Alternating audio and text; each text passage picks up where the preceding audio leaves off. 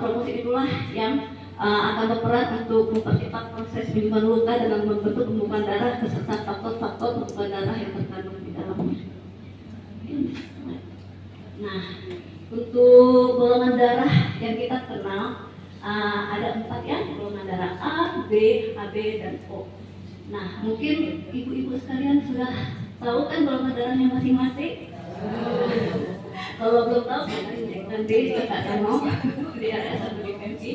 Ini golongan darah yang kita kenal. Ada golongan darah A, itu mengandung antigen A dan antibodi terhadap B. B antigen B, antibodinya terhadap A, AB antigennya AB, terus O, antigennya O, antigennya A dan antigen B. Oke, next slide. Nah, kita masuk ke materi tentang donor darah.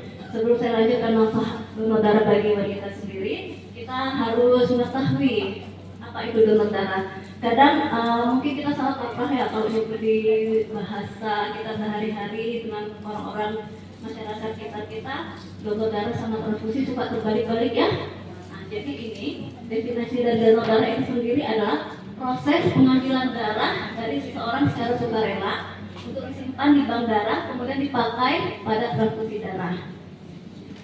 Sedangkan transfusi darah itu sendiri merupakan prosesnya pemindahan darah dari seseorang yang sehat dan memenuhi persyaratan atau yang kita sebut pendonor ke orang-orang yang membutuhkan seperti pasien-pasien yang disebut resipien.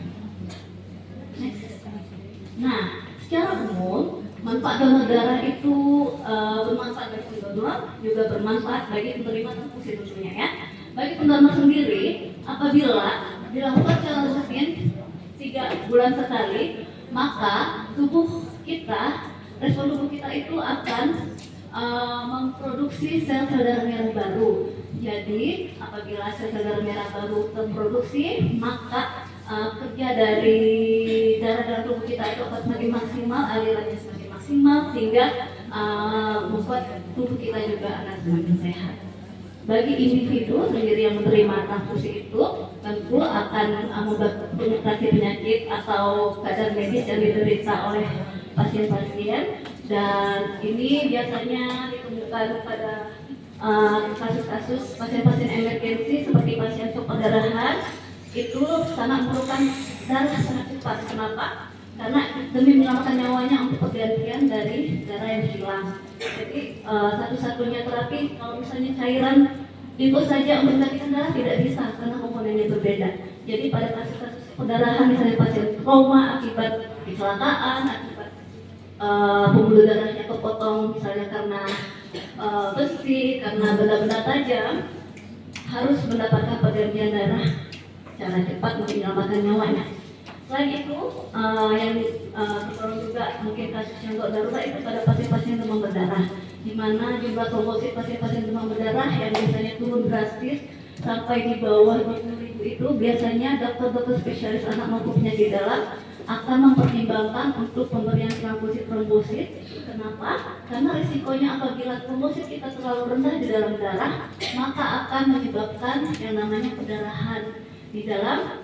Yang paling sering itu di saluran cerna, karena rentan mukosa kita itu di saluran cerna rentan berdarah.